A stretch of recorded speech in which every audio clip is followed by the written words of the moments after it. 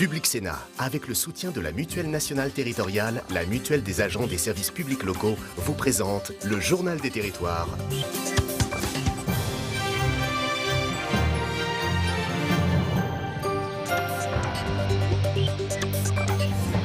Bonjour à tous, bienvenue dans notre matinale d'infos en partenariat avec la presse quotidienne régionale, les télés locales de France, avec TV5 Monde.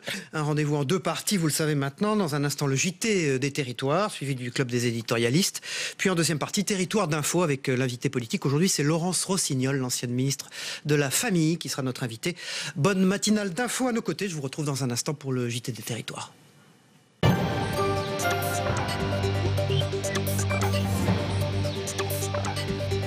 Voilà, en ouverture de ce journal, évidemment, Irma, Saint-Martin et Saint-Barthélemy sont dévastés par Irma. Des paysages de désolation, des communications encore très difficiles, comme vous le voyez sur ces images de notre partenaire TV5 Monde. Un point d'abord sur le bilan avec Luc Laventure. Bonjour Luc Laventure, vous dirigez Outre-mer 360, une télévision et un site internet consacré à l'Outre-mer, partenaire de ce journal des territoires. Un bilan, Luc, à cette heure-ci. Bonjour Cyril, un bilan catastrophique, même s'il est, si je puis dire, moins important qu'on ne le craignait, puisqu'on est passé à 4 morts en ce moment, au lieu de 8. Mais il faut dire que sur l'arc entier, quand même, le bilan reste très lourd, puisque on s'aperçoit qu'il y a 3 morts aux îles Vierges, 4 morts à Porto Rico, et on ne parle pas, je pense, assez fortement des blessés. Il y a une 50aine de blessés à Saint-Martin, déjà pour ceux que l'on a dénombrés. En dehors de ce bilan, Luc Laventure, que vous décrivez, il y a des pillages qui se sont fait jour à Saint-Martin, où les habitants craignent pour leur sécurité. La ministre Annick Girardin est en Guadeloupe. Est-ce que les forces de l'ordre, les 900 hommes qui arriveront demain, je crois qu'on en est à 600 aujourd'hui, feront les deux, à la fois aider ceux qui ont souffert terriblement de cet ouragan et les protéger? Alors, ce qui s'est passé, c'est que le pont aérien et la navette maritime, tout cela a pris du temps à se mettre en place.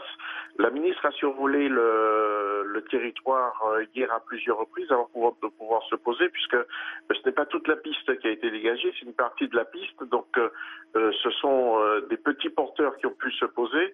Et effectivement, priorité pour les forces de l'ordre, en tout cas pour les renforts, dégager les pistes, dégager les routes et faire en sorte que effectivement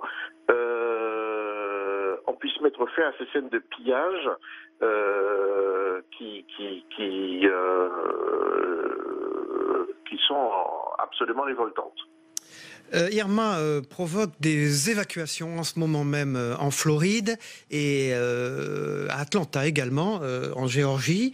Irma se dirige également vers Haïti et Cuba dans la journée. Est-ce que ces pays limitrophes sont ou seraient mieux protégés que nous des dégâts possibles d'Irma? Pas tout à fait. On peut dire au contraire que on a vraiment très peur pour Haïti, parce que Haïti a un habitat extrêmement fragile. On est dans un îlot de pauvreté. Ce qui inquiète surtout, c'est qu'effectivement les vents ne faiblissent pas. Et puis il y a un deuxième passage d'un autre ouragan qui arrive, qui s'appelle Hugo, qui est passé cette nuit de force 1 à force 3. C'est la première fois depuis 10 ans qu'il y a 2 tempêtes, 2 ouragans, 2 cyclones qui arrivent, sinon côte à côte, qui se suivent, et c'est inquiétant pour tout le monde.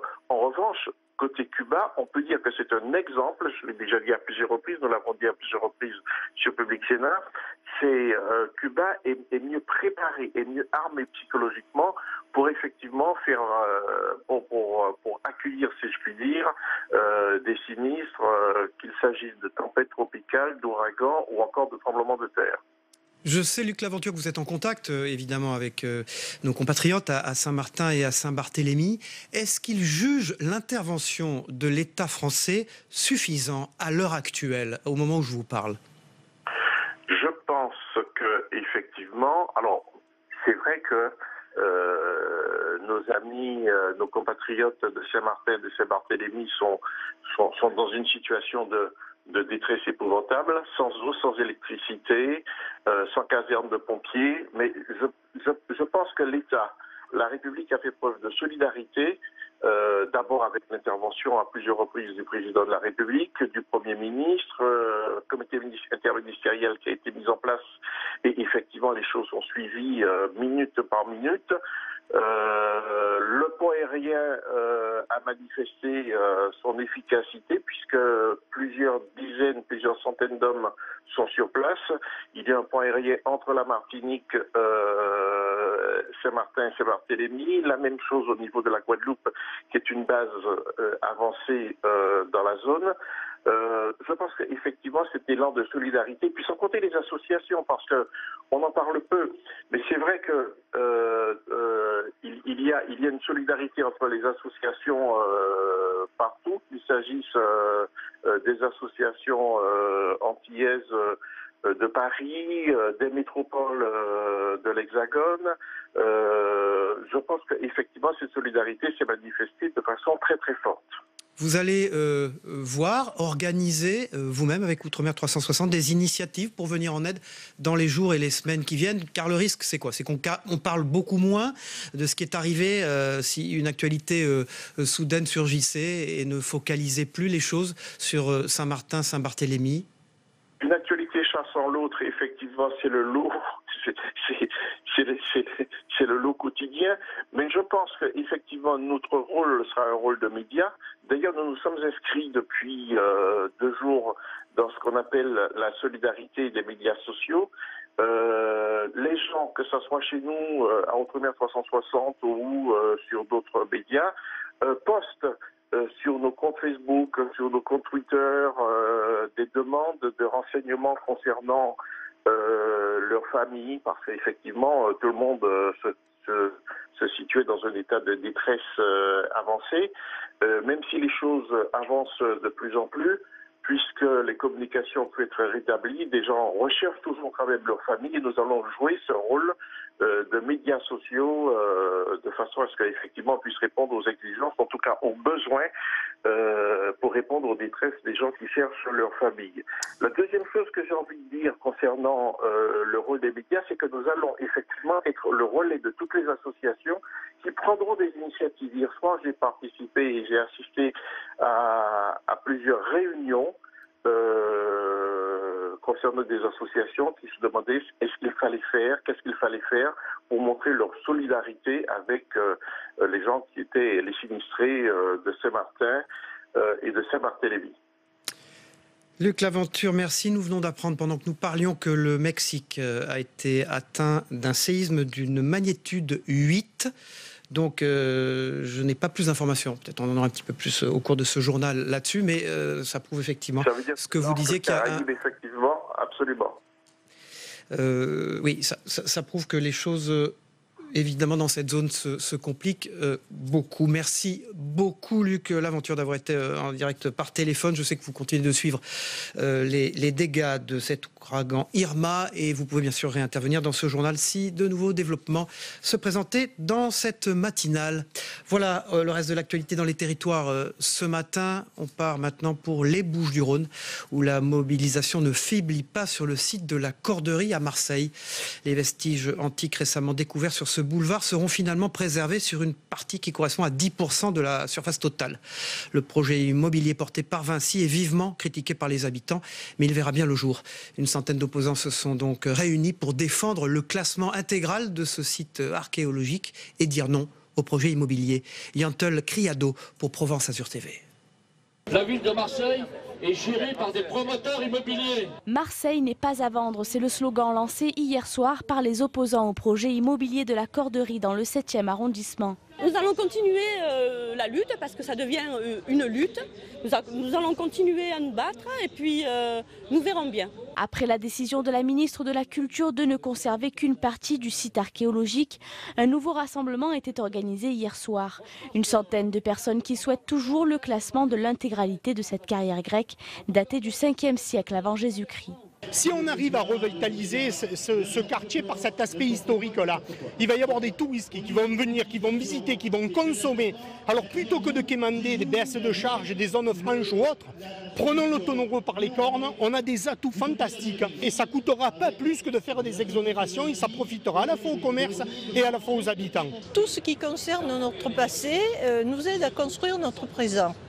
Et nous priver de cette carrière qui est le passé de Marseille est absolument scandaleux. Françoise Nyssen a tranché lundi. La ministre de la Culture a confirmé que seuls 650 mètres carrés seront conservés sur les 6000 du site. Le promoteur immobilier Vinci va donc pouvoir poursuivre son projet de construction de 109 logements.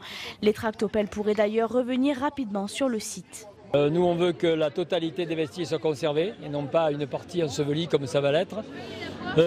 Voilà, parce que c'est des vestiges vraiment exceptionnels. La ministre l'a quand même reconnu puisqu'elle a dit que c'était à Marseille qu'il y avait le moins de sites protégés. Une centaine alors qu'à Aix, il y en a 3 fois plus. Hein. Alors évidemment, sa ville d'Arles, elle n'a pas de problème. Là, elle la protège. Elle ne va pas construire un immeuble dans les arènes. Hein, c'est évident. Donc voilà, il n'y a pas de poids de mesure. Marseille a droit au respect de son patrimoine qui est extraordinaire. C'est la plus vieille ville de France. Durant tout l'été, les manifestations se sont multipliées. Plusieurs associations ont été reçues par le préfet mais n'ont pas été convaincues des réponses apportées. La ville de Marseille, quant à elle, entend s'en tenir à l'arbitrage du ministère. Le comité d'intérêt de quartier de Saint-Victor a déposé un référé de suspension des travaux et menace de durcir le combat. Si le fond va s'attacher, on va tous s'attacher et empêcher les tracteurs de rentrer. La toxicologie au travail, une préoccupation pour les salariés mais aussi pour les employeurs. On part pour les Vosges suivre une journée de sensibilisation des dirigeants d'entreprise à la prévention des conduites addictives en milieu professionnel, comme on dit, avec la présence du multiple champion du monde de rallye, Sébastien Loeb. Thierry Lasson pour Vosges Télévisions. On compte en France 4,6 millions de consommateurs réguliers ou occasionnels de cannabis, soit environ 8% de la population active. Et les dirigeants d'entreprise peuvent être mis en cause et condamnés en cas d'accident du travail lié à la consommation de substances illicites. C'est en substance le message qui leur était distillé ce jeudi après-midi par le laboratoire de toxicologie médico-légale Analysis Expertise. Pour les jeunes, c'est un jeune sur 2 entre 18 et 35 ans qui sont consommateurs de drogue, de cannabis notamment, à 75%. Et donc on a environ 10% des gens qui travaillent et qui ont consommé récemment, la veille ou quelques jours ou le week-end d'avant, du cannabis ou une drogue particulière. Donc qui va quand même altérer fortement les capacités d'une part à la conduite, mais aussi à réaliser une opération tout à fait particulière, sensible, dangereuse pour un collègue ou pour du public. Depuis le 5 décembre 2016, le Conseil d'État reconnaît la possibilité pour l'employeur d'effectuer des tests de dépistage de l'utilisation de stupéfiants, tests salivaires et anonymes, dont les résultats ne seront communiqués qu'à l'employeur.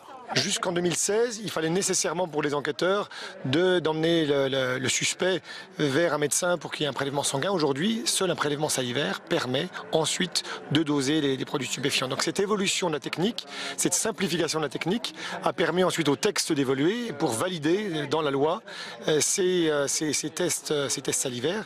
Et donc ça va permettre effectivement, par cette simplification, de démultiplier les contrôles. Vous l'avez déjà fait, vous ?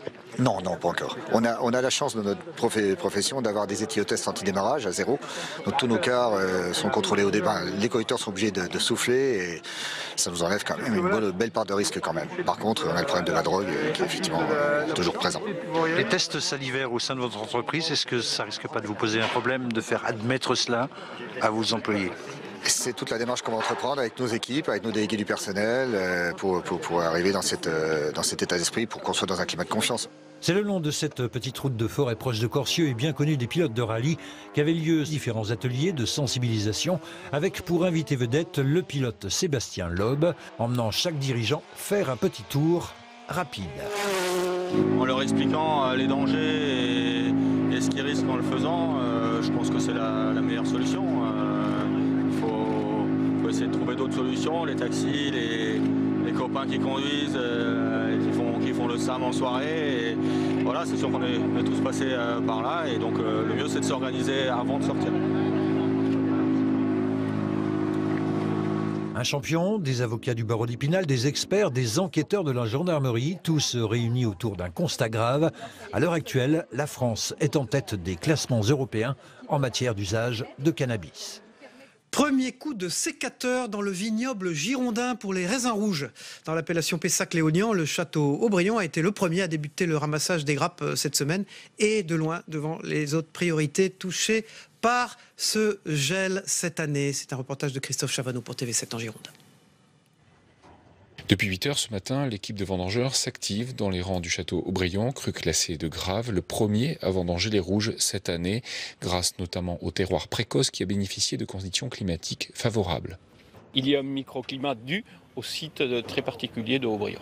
On a surtout, enfin moi, comme tous les gens qui travaillent ici, avons la chance de travailler pour un endroit qui est un petit peu béni Dieu et qui, la plupart du temps, échappe aux aléas climatiques. Et c'était sans compter sur le fait que seul 1 hectare a été touché par le gel sur les 55 que compte la propriété, ce qui n'a pas été le cas pour la grande majorité du vignoble bordelais. On a eu cette chance de ne pas avoir de gelée au printemps.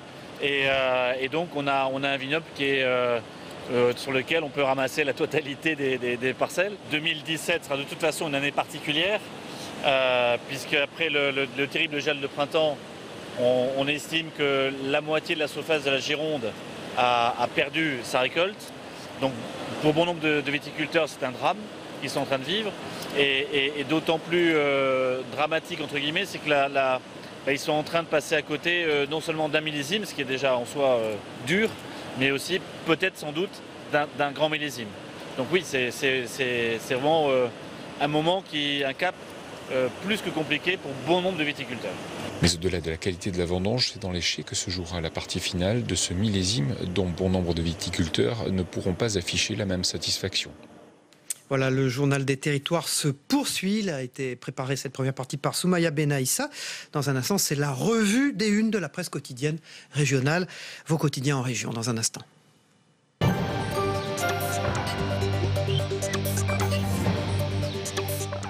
Toutes les unes de la presse quotidienne régionale, évidemment consacrées à l'ouragan Irma. C'est le cas du Courrier Picard ce matin. Ils ont tout perdu dans l'ouragan, titre le Courrier Picard. Il a fait au moins 4 morts et de très nombreux dégâts à Saint-Barth et Saint-Martin, vous le savez. Dans la dépêche du midi, c'est le chaos. Et Jean-Claude Souléry dit et parle, s'il en était besoin, le grand défi des années qui viennent, l'impérieuse nécessité de réduire ce réchauffement est illustrée grandeur nature dans la dévastation de nos paradis. Le Républicain lorrain, c'est le chaos. Et c'est Xavier Bourré qui revient là-dessus en disant... Pareil, comment, à l'instar des climato-sceptiques, détourner la tête de la montée des périls qu'accélère l'inexorable fuite en avant, succédant aux dégâts de la tempête Harvey, la menace que constitue Irma pour la Floride, sonnera-t-elle le glas de l'entêtement de Donald Trump? Pour Sud-Ouest, c'est le cataclysme. Pour Ouest France, c'est Irma, un premier bilan catastrophique. Pour la Provence, c'est mobilisation générale après le bilan provisoire à Saint-Martin et à Saint-Barth. Les dégâts matériels sont considérables, on l'a vu dans le journal des territoires tout à l'heure, et c'est le vaste dispositif de secours et de solidarité qui se met en place, qui est décrit ce matin par la Provence. Pour Nice Matin, aidons-le. Nice Matin lance un appel aux dons pour venir en aide aux sinistrés. C'était aussi la préoccupation de Luc Laventure qui est intervenu dans ce journal des territoires. Le patron d'Outre-mer 360 veut renforcer la solidarité autour des habitants de Saint-Martin et de Saint-Barth. Faut-il craindre un tel phénomène en Méditerranée? Pose aussi la question ce matin, Nice Matin. Le Télégramme, c'est apocalyptique. On voit bien sûr dessus des photos à la une du Télégramme totalement de paysages totalement dévastés, vous le voyez dans le Télégramme. Voilà, pour Midi Libre, c'est pareil, apocalyptique, et ce sont le même genre de photos et qui rappellent bien sûr le bilan, au moins 4 morts à Saint-Martin.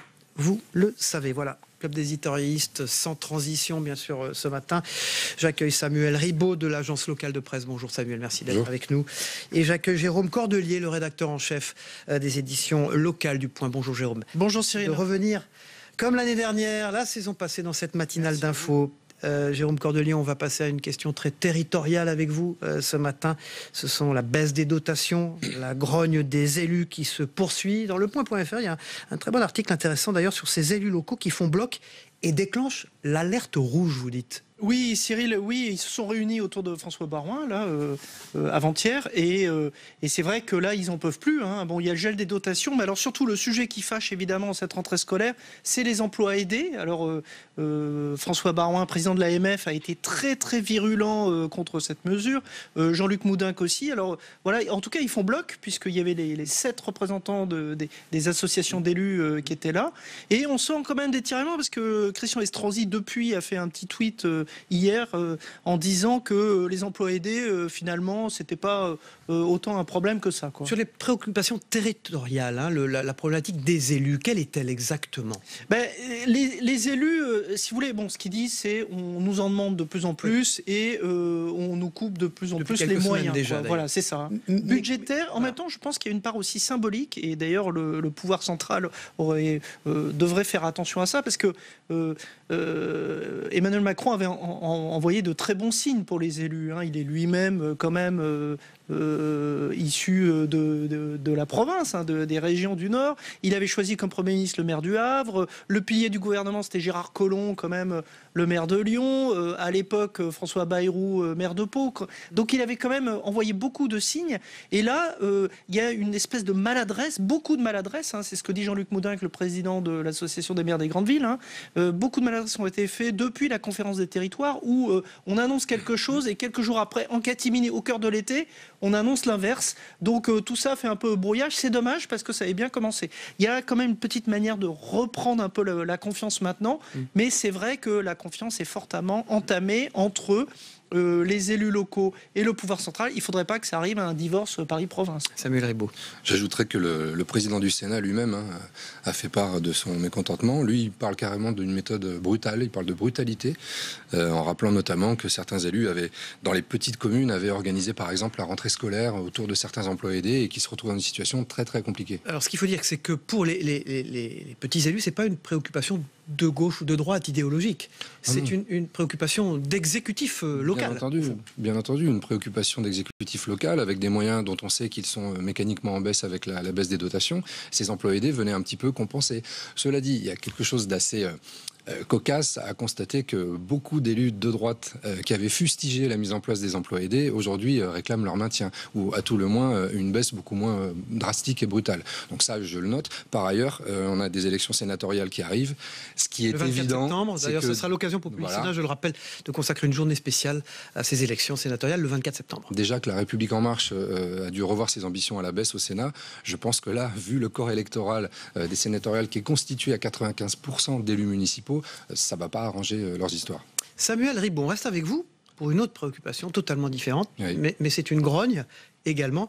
Ce sont les organisateurs privés de spectacles tauromachques, on va l'appeler les corridas, hein, ça sera plus simple pour les téléspectateurs, qui râlent contre l'État, qui refuse de leur appliquer une TVA à 5,5% sur leurs recettes de billetterie.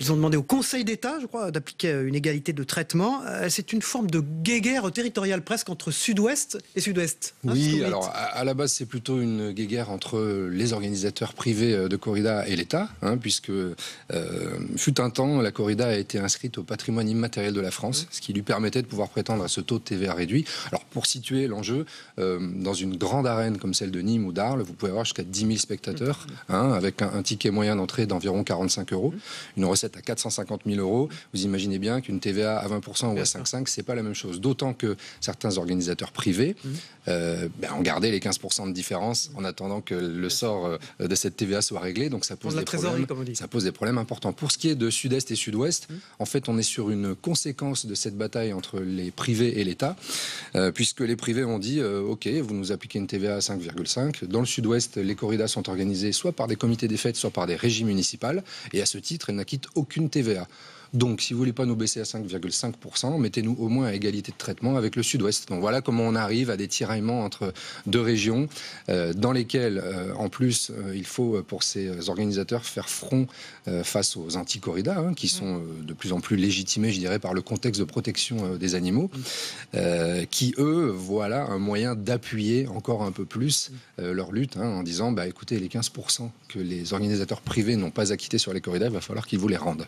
En même temps, temps, on va avoir vraiment beaucoup de mal à s'émouvoir pour les organisateurs de corrida, non? Après, c'est un débat idéologique, c'est un débat humaniste, c'est un débat dans lequel il faut respecter les positions des uns et des autres. Mais il est évident que le climat, avec notamment ce qui se passe dans les abattoirs, avec les films qui sont diffusés par les associations de protection des animaux, ne plaident pas pour un maintien de la corrida. Encore une fois, c'est un débat de société sur lequel je prendrai bien garde de me positionner. Ce surplus financier ne peut pas les aider, je sais pas, les associations qui soutiennent les taureaux blessés ou des choses comme ça? Il faut connaître le Sud et notamment le monde de la fissionne pour comprendre que c'est pas ce genre d'argument qui fera avancer les choses. Merci Samuel Ribaud. Un petit mot, Jérôme Cordelier. Alors on n'est pas dans un sujet territorial, mais un article intéressant à signaler dans Le Point sur le pape. Merci. Oui, le pape actuellement est en Colombie et c'est vrai que, vous savez, il y a eu pendant l'été, c'est passé un petit peu inaperçu quand même, on peut dire, mais vous savez que le pape a fait une lettre en 21 points en disant que il fallait un peu que l'Occident, dirons-nous, ouvre ses portes un peu en grand aux migrants. C'est-à-dire, il a réclamé des visas humanitaires, il a dit qu'il fallait développer le regroupement familial. Donc tout ça a fait un peu polémique, hein, et notamment les conservateurs catholiques étaient contre ça. Et donc, en fait, mais quand on étudie bien la chose, d'abord, le pape n'a jamais varié sur ce thème-là depuis le début. Il en a fait un des sujets centraux de son pontificat. Et ensuite, on peut se demander si c'est quand même le rôle du pape de dire ça, quoi. Il n'est pas un chef d'État politique, c'est pas un politique, c'est pas à lui de gérer la sécurité des États. Voilà, il est obligé de taper comme ça. Donc c'est très intéressant. Et puis surtout, ça fait 5 jours qu'il est en Colombie. Là, c'est un voyage très important où sur la réconciliation nationale. Voilà, je l'ai signalé parce que c'est un article que vous avez fait vous-même. Merci Cyril. Présent dans cette matinale info ce matin. Merci beaucoup. La une locale du Point, c'est Nancy. Nancy, voilà, 24 pages sur Nancy, 24 pages très pratiques et notamment, j'ai fait une interview de Jean-Christophe Ruffin sur Terre Humaine qui présente une grande exposition dans le cadre du Salon du Livre de Nancy, dont le Point est partenaire. Voilà, ça fait plus de 10 ans que nous sommes partenaires de cette manifestation. Et d'ailleurs, nous y serons tout le week-end. Sur la foire du vin, ça nous intéresse. On a voilà, un sujet sur les vendanges à Aubryon dans le journal des territoires. Le spécial vin du Point, qui est traditionnellement la meilleure vente du Point chaque année. Voilà. Merci Jérôme Cordelier. On vous retrouve tout à l'heure. Merci Samuel Ribaud. On va passer à la deuxième partie de cette matinale d'infos dans quelques minutes avec l'invité politique. Ce matin, nous recevons Laurence Rossignol, l'ancienne ministre de la Famille. A tout de suite, je vous y retrouve.